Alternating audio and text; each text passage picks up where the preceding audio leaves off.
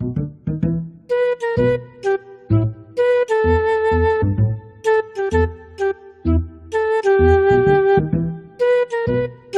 কাকা, কি ব্যাপার গো? সকাল সকাল তোমার আবির্ভাব, তা আবার আমার দোকানে? ব্যাপার অনেক কিছু রে ভাইপো।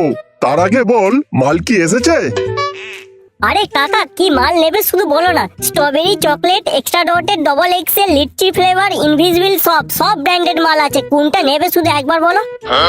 তুই এক কাজ কর, ওই স্ট্রবেরি ফ্লেভার, চকলেট আর ওই লিচি ফ্লেভার 3 প্যাকেট দিয়ে দে। আমার আবার প্রচুর তাড়া আছে, তাড়াতাড়ি কর। रहा नहीं जाता तरफ ऐसी है। কাকা বলছি, দুটো লাল ট্যাবলেটও নিয়ে যাও না, পয়সা কিন্তু উসুল হয়ে যাবে। কি ভাবিস বলতো আমাকে? মাথার চুল পেকে গেছে বলে কি আমি একদম দুর্বল হয়ে গেছি নাকি? শোন, তোর এই কাকা না ওই ট্যাবলেট ছাড়াই হিমালয়ের পাহাড়, অ্যামাজনের জঙ্গল কাঁপিয়ে দেওয়ার মতো ক্ষমতা রাখে, আর তুই আমার কাছে ট্যাবলেট মারাচ্ছিস? বলছি কাকা, হিমালয় তো কেঁপে যাবে, কিন্তু অ্যামাজন কাঁপানোর মতো সেই অ্যানাকোন্ডা কি আর আছে? ও তো কবেই বিলুপ্ত হয়ে গেছে। ধর, ফালতু বকিস না তো। দে দে আমার মালগুলো দে, আমি তাড়াতাড়ি চলে যাই।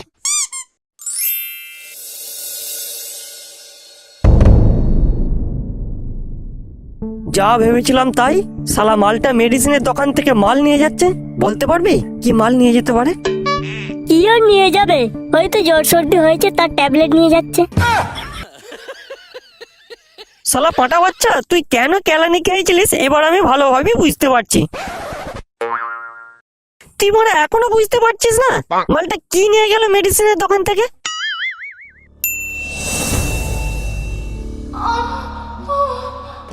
হ্যাঁ হ্যাঁ, বুঝতে পেরেছি। মালটা সেই প্যাকেট নিয়ে যাচ্ছে যেই প্যাকেট দিয়ে আমাকে মারা ফাঁসিয়েছিল। নয় ম্যানফোর্স, নয় স্ট্রবেরি, যে কোনো একটা নিয়ে যাচ্ছে।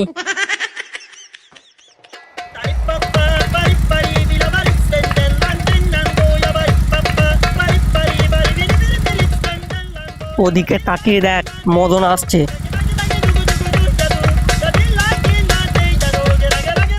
মালটাকে এমন ভাবে বজাতে হবে যাতে ও ঘুণাক্ষরেও না টের পায় যে পুটির বাপ ওর বউয়ের সঙ্গে রাস মেলা চালাচ্ছে। ঠিক আছে?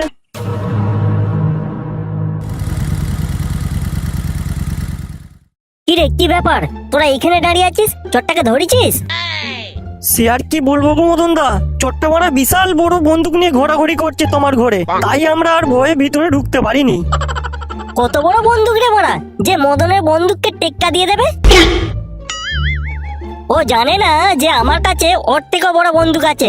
চল তো দেখি, আজ মারা এই মদন ওই চোরের দিই ছাড়বে চোদন।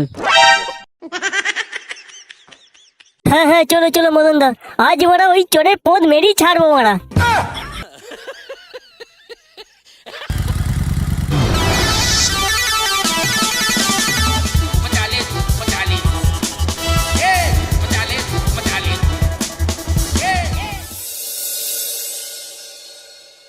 আমার টাবলু বাবা কি করছে?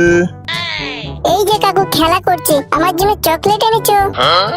এই যা, আজকে তো তোমার জন্য চকলেট আনতে ভুলে গেছি, পরের বার নিয়ে আসবো কেমন?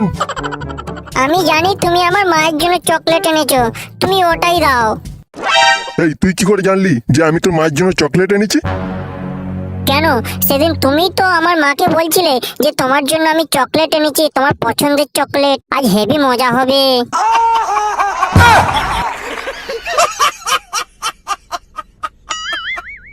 কি পোঁত পাকা ছেলে রে মারা, সালা সব মনে রেখে দিয়েছে।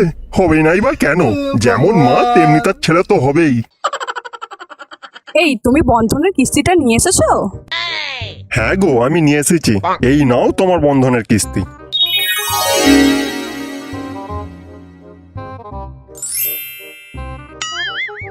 এই দেখো, যা করার তাড়াতাড়ি করবে, কিন্তু আমার স্বামী কিন্তু এক্ষুনি চলে আসবে। এই তুমি না বললে যে আজকে তোমার কর্তার বাড়ি ফিরতে দেরি হবে, আবার এখন বলছে এক্ষুনি বাড়ি চলে আসবে? কি ব্যাপার বলো তো তোমার? না, ও এই কিছুক্ষণ আগে ফোন করে বললো যে ঘন্টা খানেকের মধ্যে বাড়ি আসবে, কিছু মাল ফেলে গেছে, সেইগুলোই আনতে আসবে। ও তাই বলো? ঘন্টা খানেকের মধ্যে আমার কাজ সারা হয়ে যাবে, তোমার স্বামী ঘুণাক্ষরও টের পাবে না। এখন তুমি আমার বুকে আসো তো দেখি। হ্যাঁ, কি যে বলো না, লজ্জা লাগে আমার, আমি ঘাবড়ে যাচ্ছি।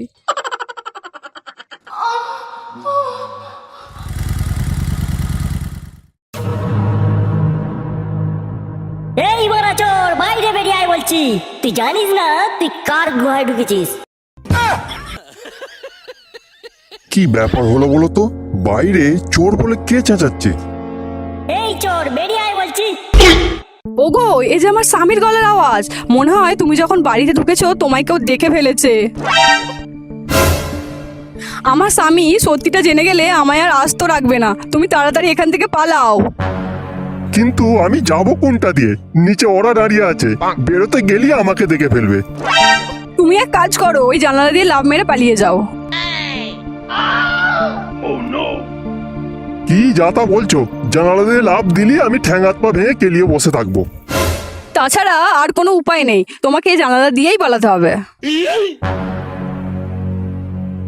বাবা বাবা, আমাদের ঘরে কোনো চোর ঢোকেনি। তুমি যখন বাড়িতে থাকো না, তখনই ওই বুড়োটা আমাদের ঘরে আসে, মায়ের জন্য চকলেট নিয়ে আসে, আর আমার জন্য চকলেট নিয়ে আসে। আজকে ওই বুড়োটা আমার জন্য চকলেট নিয়ে আসেনি।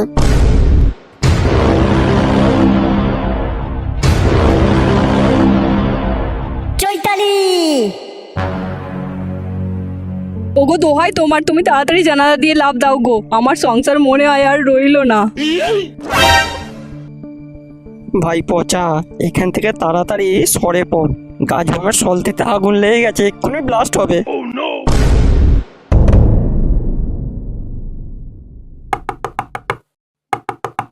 চৈতালি দরজা খোলো।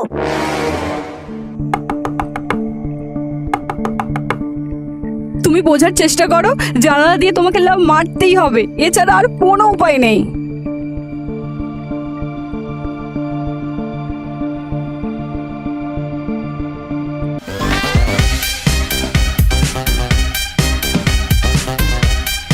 ওদিকে তাকিয়ে দেখ, তোর মাল আসছে। যা করার আমি করে দিচ্ছি, এবার তুই হ্যান্ডেল কর। বলছি ভাই, মালটাকে একটু জ্ঞান দেবো?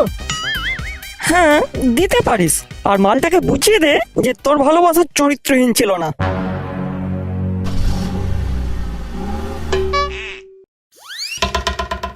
পচা, তুমি আমায় ক্ষমা করে দাও। আমি না জেনে না বুঝে তোমায় ভুল বুঝেছি, তোমাকে চরিত্রহীন বলেছি। আমায় প্লিজ ক্ষমা করে দাও। শুধু ক্ষমা চেয়ে নিলে কি সব সমস্যার সমাধান হয়ে যায়? আজ যদি তোদের বাড়িতে সিসিটিভিটা না থাকতো, তাহলে তুই তো আমাকে সারা জীবন চরিত্রহীন ভেবেই যেতিস। এমনকি তোর বাপের দেখা পছন্দ করা ছেলেকে তুই বিয়ে করে সুখে সংসার করতিস। তোরা বড় মেয়েরাই এইরকম, কিছু ছোটখাটো ব্যাপার নিয়ে ছেলেদেরকে সন্দেহ করিস, আর হাজার হাজার সম্পর্কে পুলি মেরে দিয়ে অন্য কাউকে বিয়ে করে নিস। আমি বলছি তো আমার ভুল হয়ে গেছে, এবার তো আমাকে ক্ষমা করে দাও।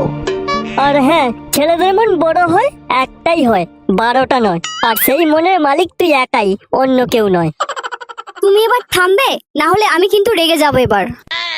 আরে পাগলি, আমি তো তোকে জাস্ট এমনি বলছি। আয় আমার বুকে আয় তুই।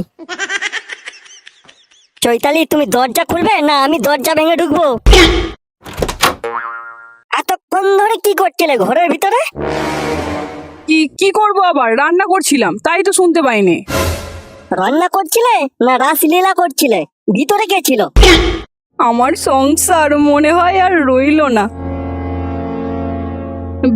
ভিতরে কে থাকবে? ভিতরে কেউ ছিল না। আচ্ছা, তোমার যদি এতই সন্দেহ হয় তাহলে তুমি ভেতরে এসে দেখে নাও যে ভেতরে কে আছে।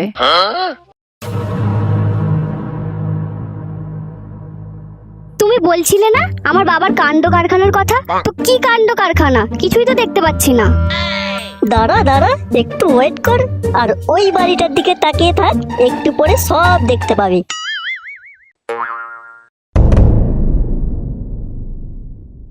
দেখ, বেশি নাটক করার চেষ্টা করবি না। টাবলু কিন্তু আমাকে সব বলেছে। ভালো ভালো বল কে ছিল ঘরে, না হলে আমি তোকে এক্ষুনি খুন করে ফেলবো। বলছি তো কেউ ছিল না, তুমি নিজের চোখেই দেখে নাও কেউ আছে কিনা। এই প্যান্টটা কার? এই প্যান্ট তো আমার নয়।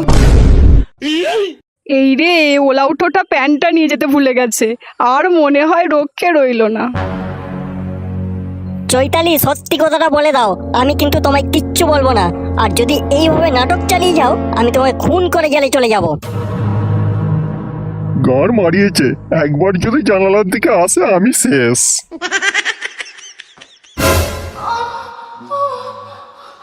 কি ব্যাপার? জানালায় কিসের প্যাকেট পড়ে আছে? खत्म।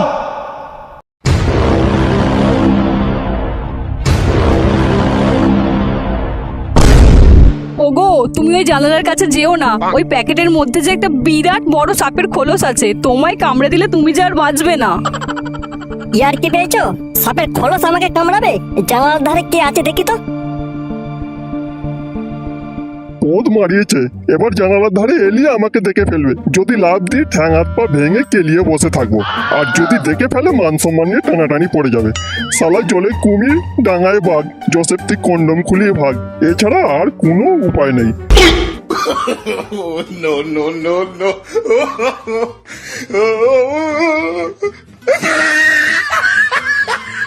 জয় ম্যান ফোর্সের জয়।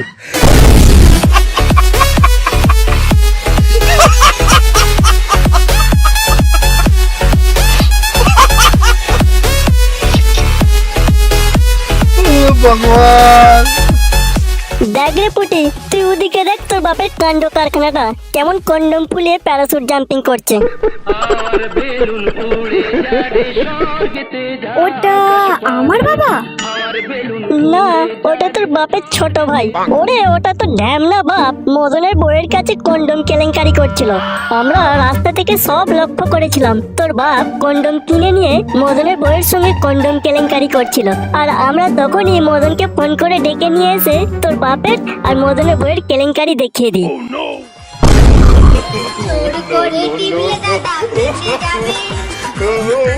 মালটা আমাদের দিকে ল্যান্ড করবে, ভালো করে দেখে নে তোর বাপ কিনা।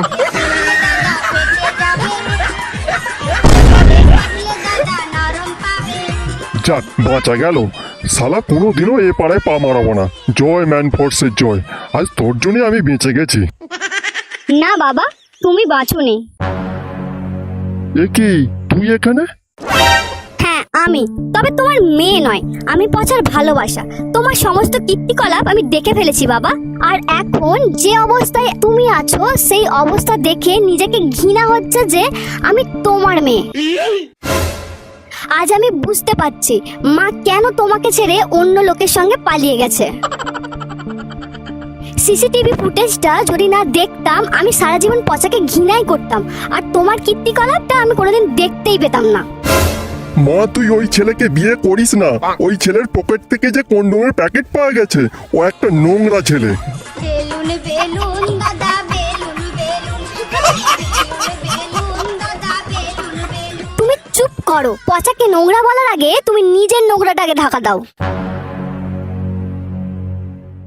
আজকে আমি তোমাকে দেখাবো নোংরামি কাকে বলে। আজ তোমার সামনে আমি পচাকে কিস করব, পারলে তুমি আটকে দেখাও। अभी मजा आएगा ना भिड़ो, पहले से नागिन निकाली, मुन्ना बटोड़ा अलग ला, पहले से नागिन